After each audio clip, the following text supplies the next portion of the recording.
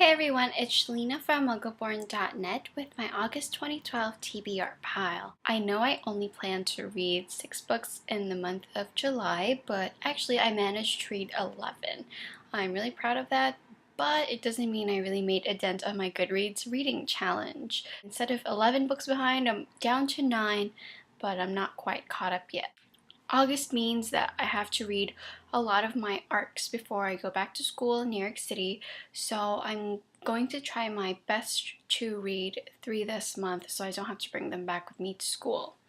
The first one on my TBR pile in August is 10 by Gretchen McNeil. I did spotlight this book on my Facebook page a few months ago.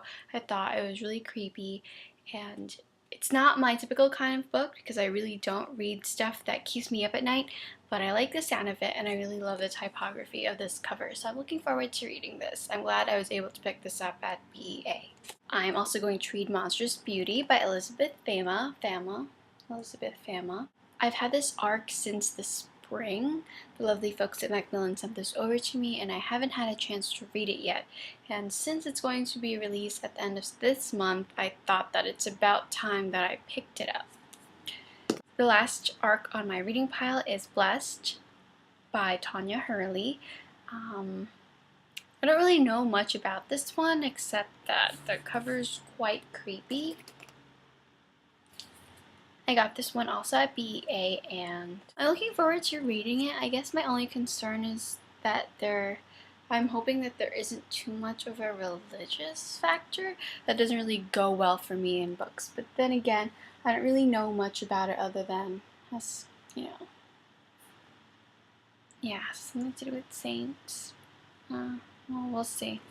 I did check out one book from the library last week.